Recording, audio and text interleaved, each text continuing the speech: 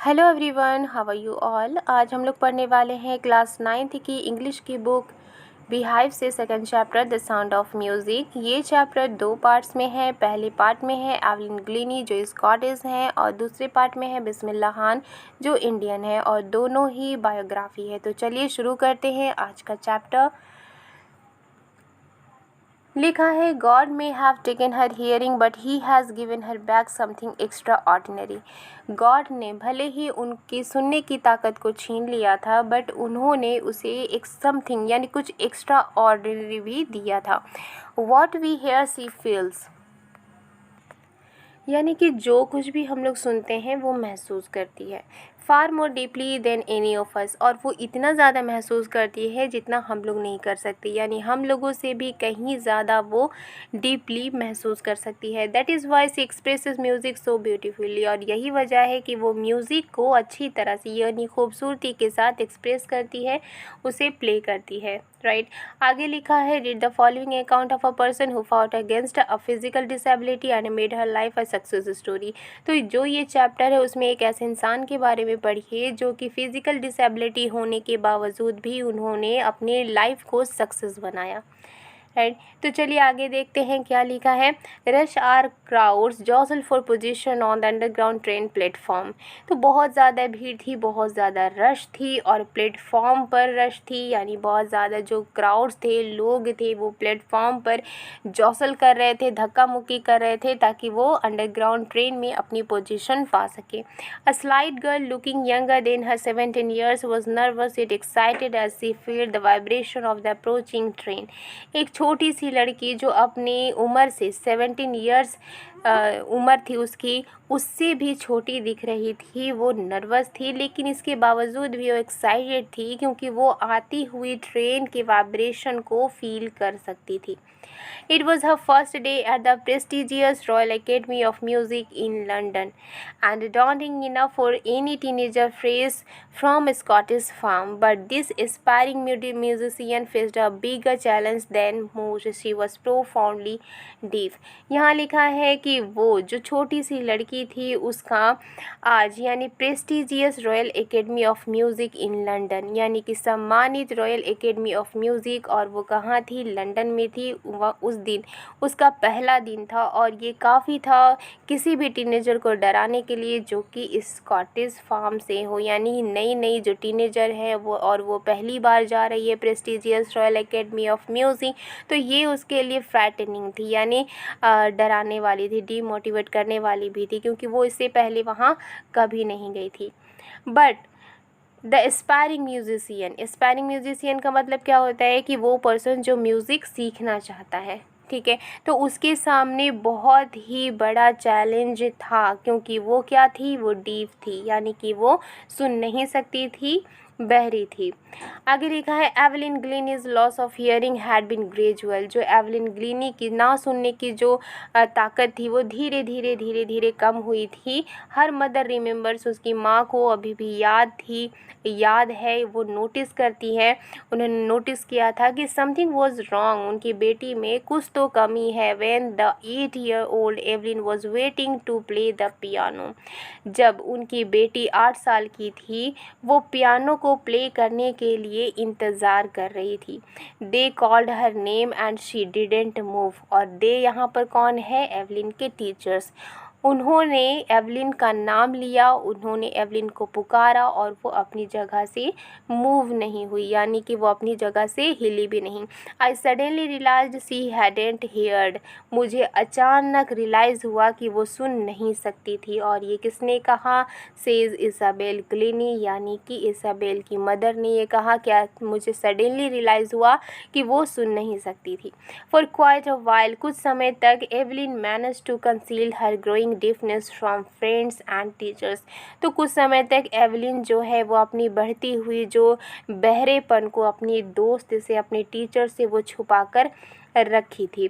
But by the time she was 11 her marks had deteriorated and her headmistress urged her parents to take her to a specialist। लेकिन जैसे ही वक्त के साथ वो जब 11 साल की हुई तो उनके जो मार्क्स हैं वो कम आने लगे और उनकी जो हेड मिस्ट्रेस हैं उन्होंने उनके पेरेंट्स से ये अर्ज किया, यानी ये आग्रह किया कि वो उसे किसी स्पेशलिस्ट के पास ले जाए। राइट, आगे लिखा है it was then discovered that her hearing was severely impaired as a result of gradual nerve damage. तो ये पाया गया कि उनकी जो सुनने की जो ताकत है वो धीरे धीरे कम क्यों हो रही थी, क्योंकि उनकी जो नर्व थी वो धीरे धीरे ख़राब हो रही थी। इस वजह से उनकी जो सुनने की ताकत थी वो कम हो रही थी। They were advised that she should be fitted with hearing aids and sent to a school for a deaf। Everything suddenly looked black, says Evelyn। उन्हें एडवाइस दिया गया कि वो उन्हें जो सुनने की जो मशीन होती है वो उन्हें दिया जाए और उन्हें जहाँ पर बहरे बच्चे पढ़ते हैं, जिस स्कूल में जाते हैं, उन्हें भी वहाँ भेजा जाए।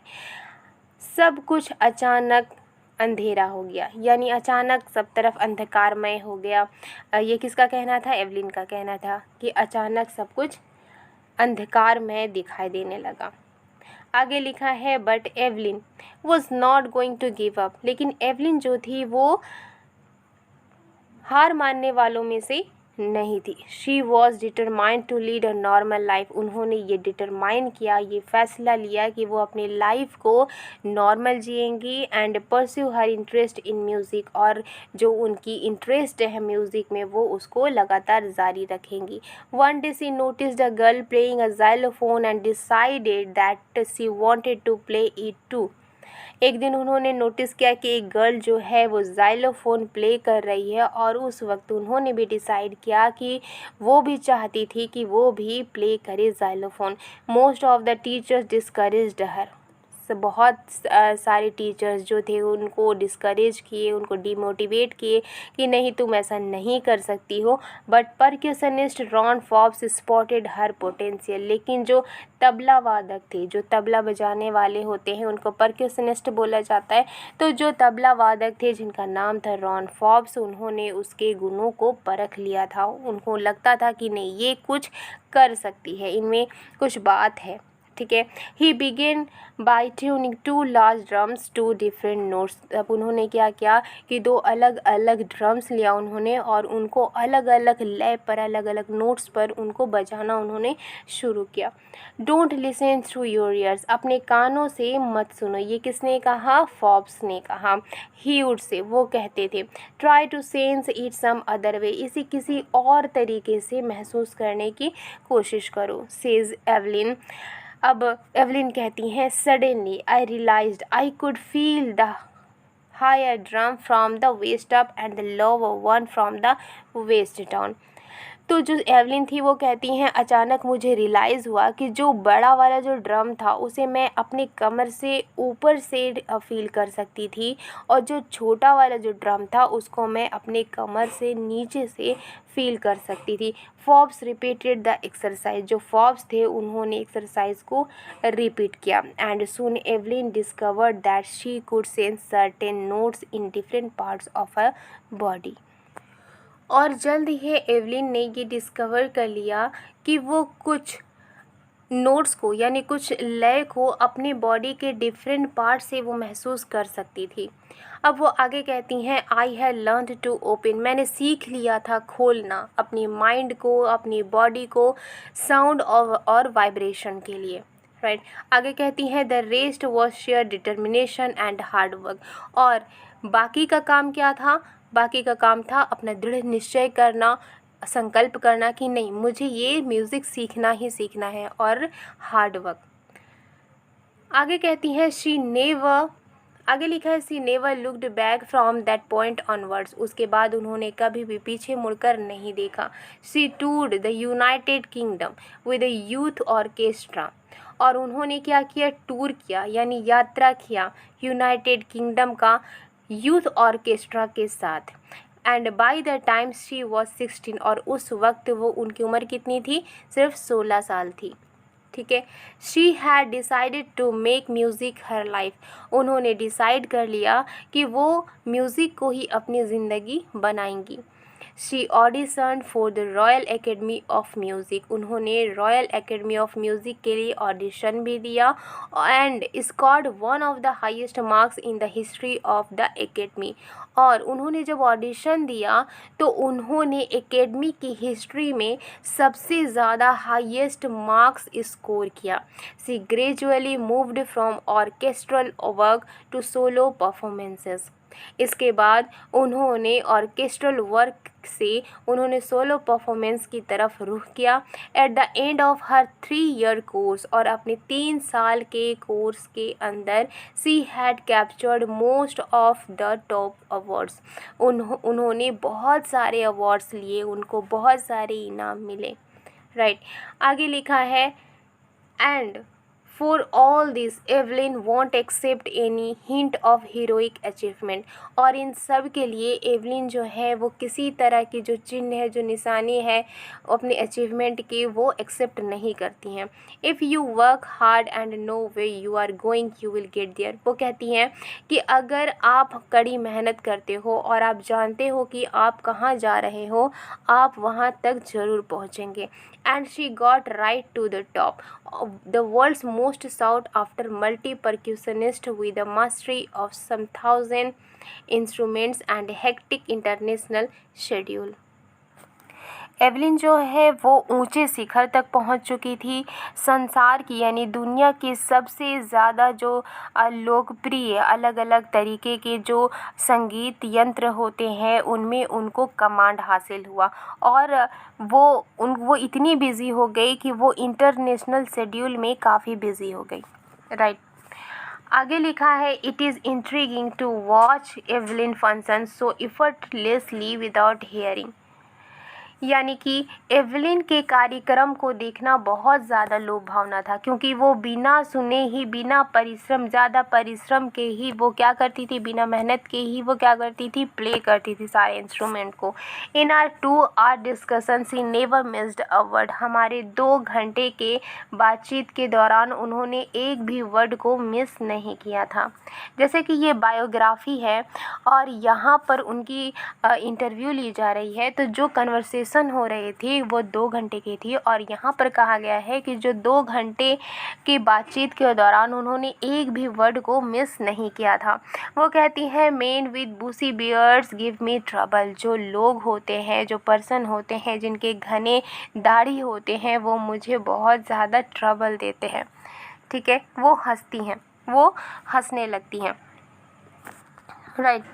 आगे लिखा है it is not just watching the lips it's the whole face, यानी सिर्फ होठों को ही देखना, वॉच करना नहीं होता है, बल्कि ये पूरे फेस को देखना होता है, यानी कि स्पेशली द आइज़, मतलब स्पेशली आइज़ को देखना होता है। She speaks फ्लोलेसली with Scottish land, वो फ्लोलेसली यानी कि बिना किसी गलती के, बिना किसी मिस्टेक के वो स्कॉटिश लहजे में बात करती हैं। वो कहती हैं my speech is clear because I could hear till I was 11, वो कहती हैं कि मेरी जो बोली है वो क्लियर है क्योंकि मैं 11 साल तक की उम्र तक मैं सुन सकती थी।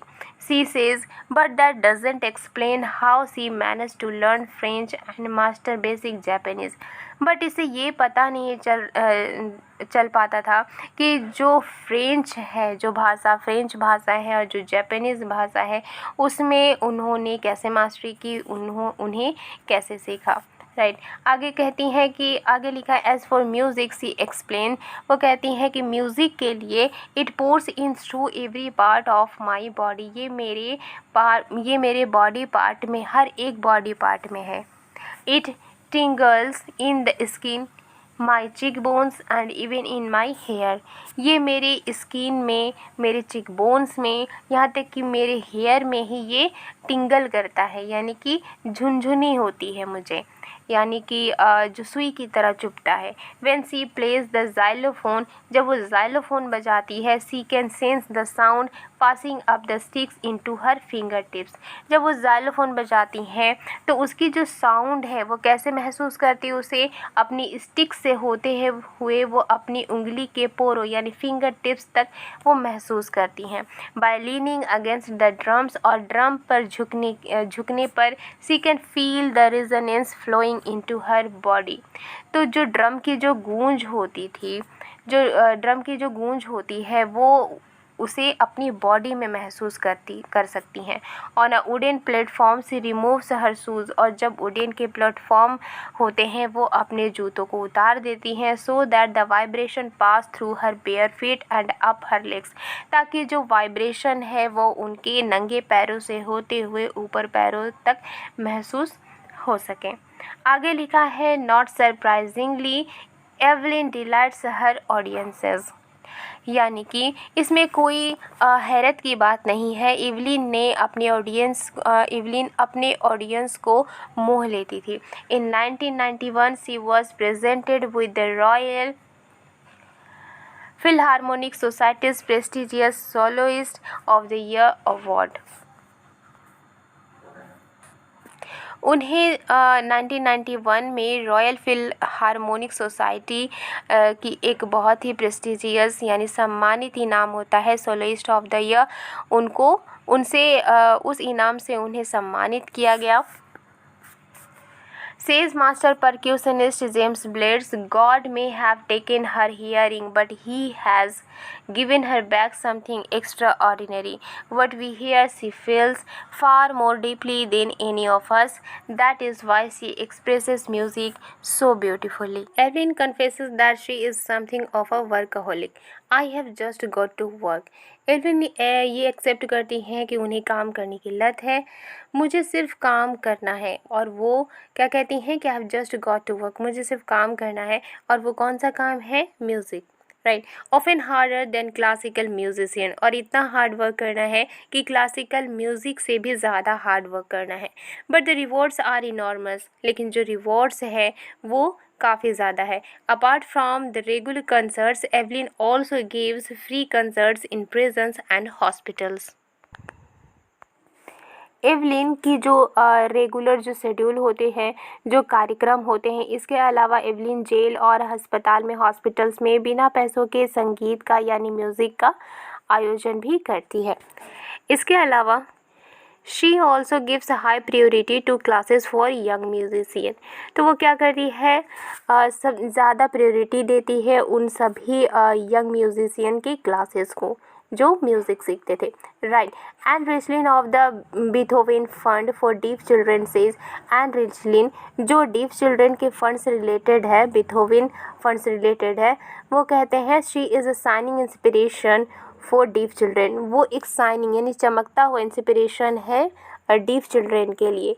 दे see that there is nowhere that they can not go, वे देखते हैं कि ऐसी कोई भी जगह नहीं है जहाँ पर वो जा नहीं सकते, राइट। आगे लिखा है, Evelyn Glennie has already accomplished more than most people twice her age. Evelyn Glennie ने जो भी पर्सन उससे दुगनी उम्र के हैं उनसे भी ज़्यादा वो अचीवमेंट वो मिल चुका है, उन्हें उपलब्धि उन्होंने प्राप्त कर ली है। आगे लिखा है, she has brought percussions to the front of the orchestra and demonstrated that it can be very moving.